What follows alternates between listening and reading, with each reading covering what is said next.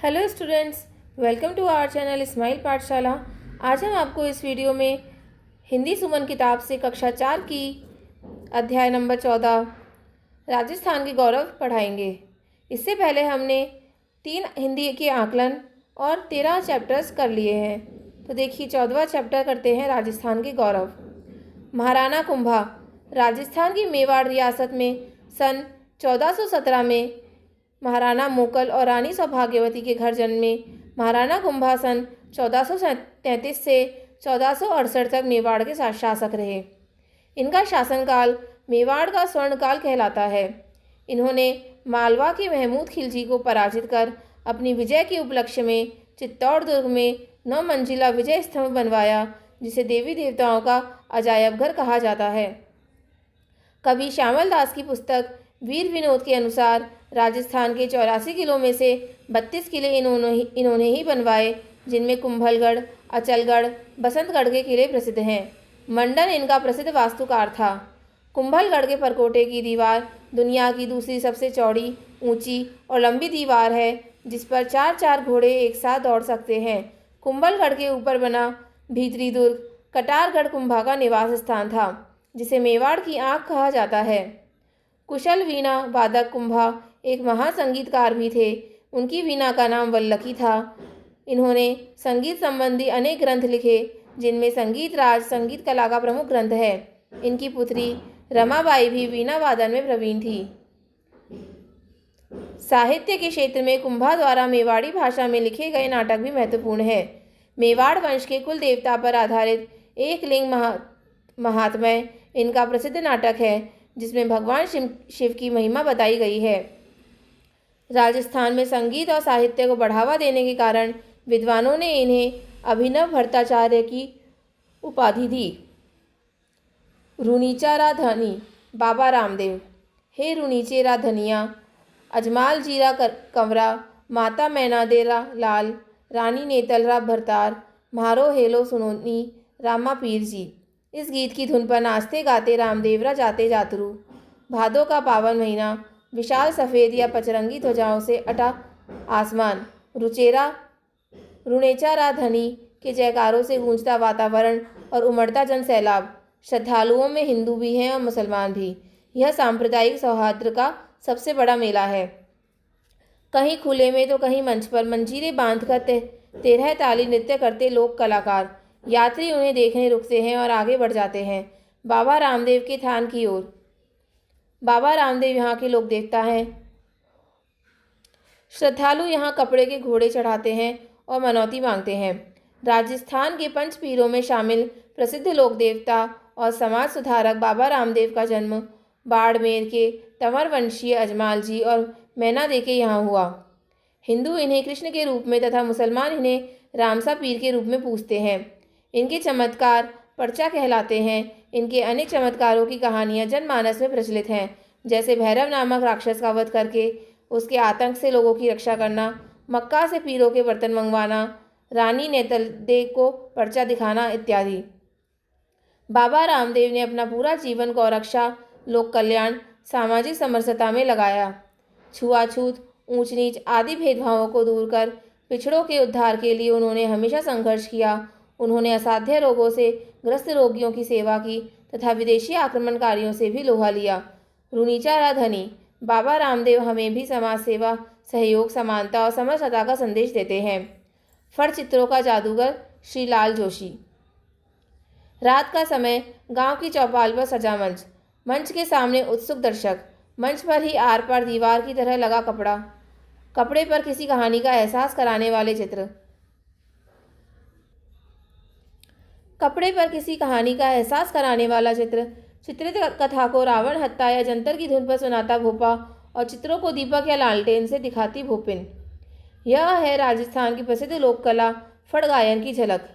फड़ गायन का आधार फड़ चित्र होते हैं। फड़ चित्रण की अंतर्राष्ट्रीय पहचान बनाने वाले चितेरे हैं श्रीलाल जोशी। श्रीलाल जोशी का जन्म 5 मार्च 1931 को भीलवाड़ा के शाहपुरा में हुआ। ये 13 वर्ष से ही फड़ चित्रण से जुड़ गए। इन्होंने नवीन तकनीकों और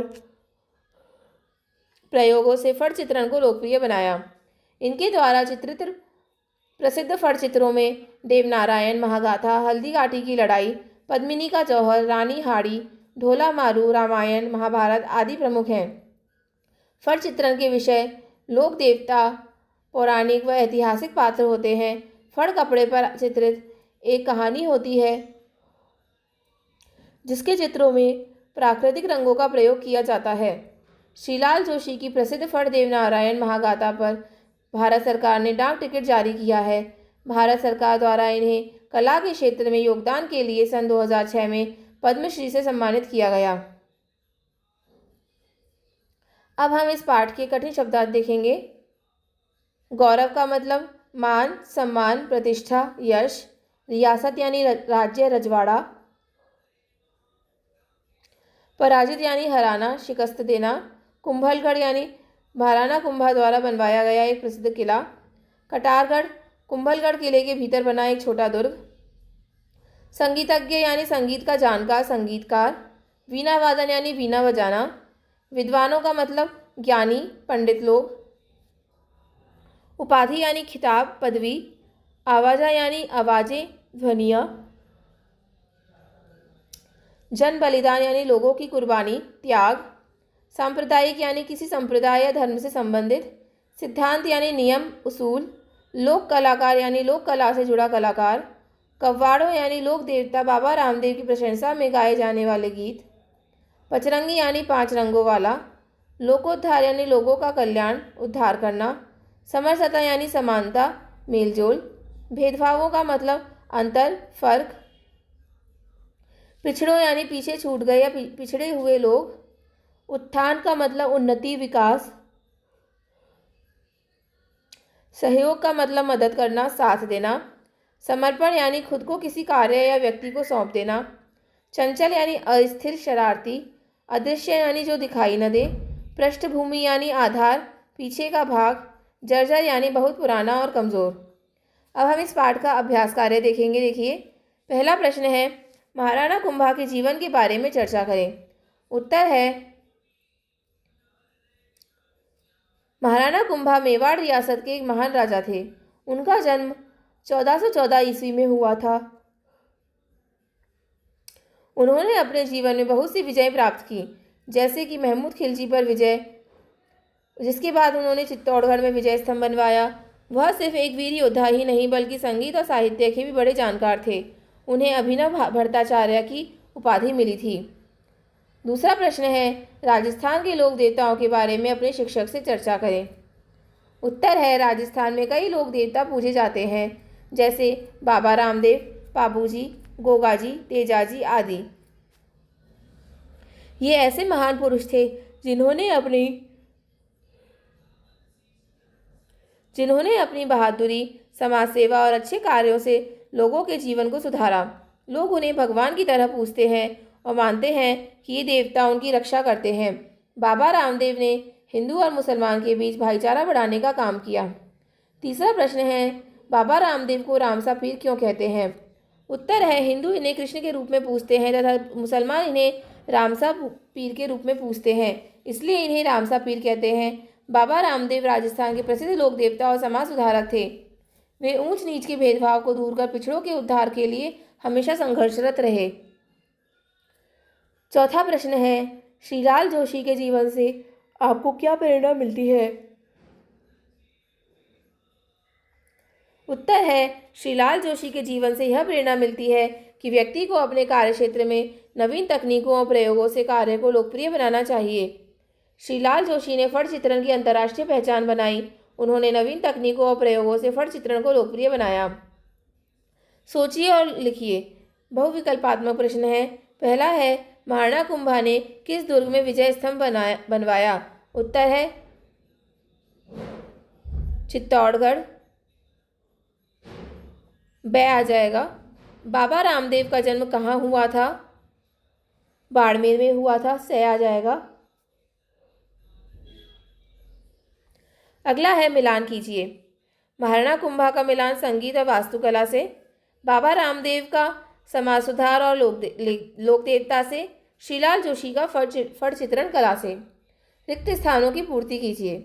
पहला है, बाबा रामदेव का मेला कौन से माह में लगता है? भाद्रपद माह में लगता है। श्रीलाल जोशी का जन्म किस जिले के शाहपुरा में हुआ था? भीलवाड़ा जिले के शाहपुरा में हुआ था। कुंभलगढ़ की दीवार इतनी चौड़ी है कि उस पर एक साथ कितने घोड़े दौड़ सकते हैं? 4 घोड़े दौड़ सकते हैं। नीचे दिए गए प्रश्नों के उत्तर दीजिए।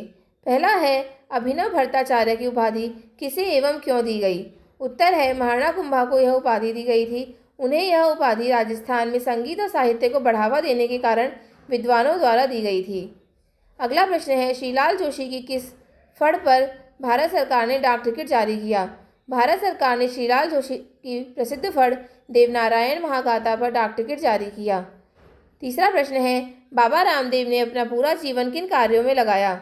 उत्तर है, बाबा रामदेव ने अपना पूरा जीवन गौरक्षा, लोक कल्याण, सामाजिक समरसता, ऊंच नीच आदि भेदभावों को दूर कर पिछड़ों के उद्धार के लिए संघर्ष, असाध्य रोगों से ग्रस्त रोगियों की सेवा तथा विदेशी आक्रमणकारियों से लोहा लेने में लगाया।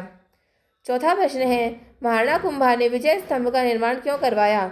उत्तर है, महाराणा कुंभा ने मालवा के महमूद खिलजी को पराजित कर अपनी विजय के उपलक्ष्य में चित्तौड़ दुर्ग में 9 मंजिला विजय स्तंभ का निर्माण करवाया।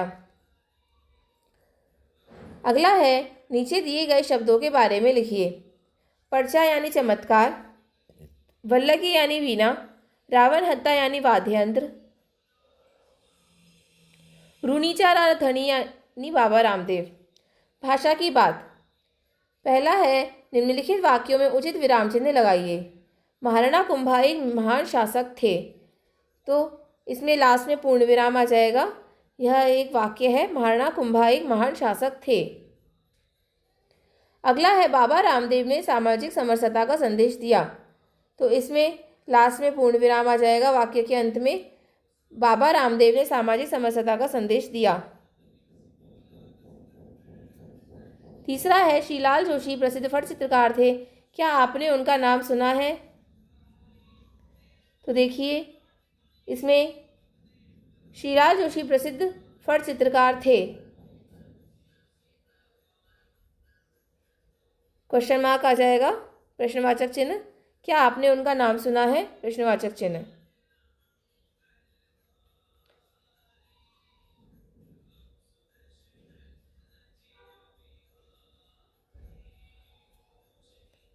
यहाँ पर देखिए, प्रश्नवाचक चिन्ह नहीं आएगा, यहाँ पर पूर्ण विराम आएगा। श्रीलाल जोशी प्रसिद्ध फट चित्रकार थे, पूर्ण विराम।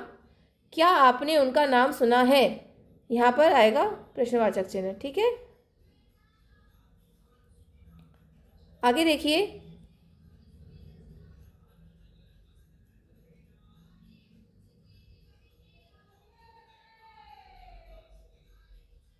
निम्नलिखित साधारण वाक्यों से आज्ञावाचक वाक्य बनाइए। साधारण वाक्य है, आप अपनी पसंद की पुस्तक पढ़ रहे हो। आज्ञावाचक वाक्य बनेगा, आप अपनी पसंद की पुस्तक पढ़ो। दूसरा है, आप सतोलिया खेल रहे हैं। आज्ञावाचक वाक्य बनेगा, आप सतोलिया खेलो। फट चित्रण देख रहे हैं। आज्ञावाचक वाक्य बनेगा, आप फट चित्रण देखो। आज्ञावाचक वाक्य क्या होते हैं? हम किसी को आज्ञा दे रहे हैं, ऑर्डर दे रहे हैं, उस सेंटेंस में, उस वाक्य में पता लगना चाहिए। जैसे कि इसमें बोला गया है, आप सतोलिया खेल रहे हैं। पहला सिंपल वाक्य है, साधारण वाक्य है ये। इसमें है, आप सतोलिया खेल रहे हैं, मतलब कि आप खेल रहे हैं। और आज्ञावाचक वाक्य क्या बनेगा? कोई आपको खेलने के लिए कह रहा है कि आप सतोलिया खेलो। ठीक है। रचनात्मक प्रश्न। पाठ में मंजीरे बांधकर 13 ताली नृत्य करते लोक कलाकारों की चर्चा की गई है। आप भी आसपास के नृत्यों एवं वाद्य यंत्रों की जानकारी प्राप्त कर उनके बारे में लिखिए।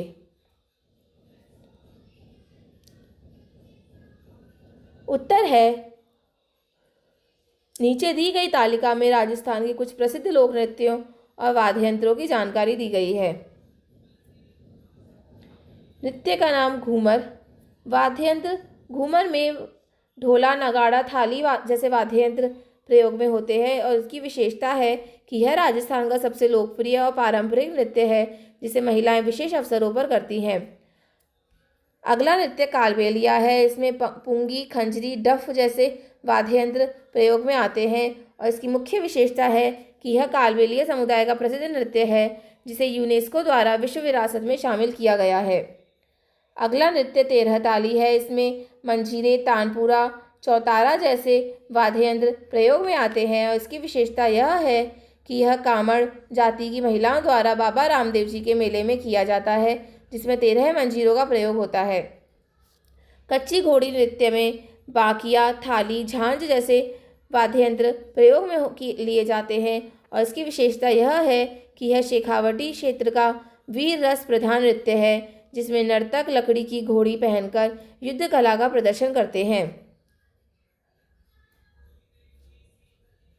अगला प्रश्न है, कल्पना करो कि आप एक फट चित्रकार हो। आप अपनी पहली पेंटिंग में क्या चित्रित करना चाहोगे और क्यों? उत्तर है, एक फट चित्रकार के रूप में मेरी पहली पेंटिंग। कल्पना कि मैं एक फट चित्रकार हूँ। अगर मैं एक फट चित्रकार होता तो मैं अपनी पहली पेंटिंग में राजस्थान के लोक देवता पाबूजी राठौड़ का जीवन चित्रित करता।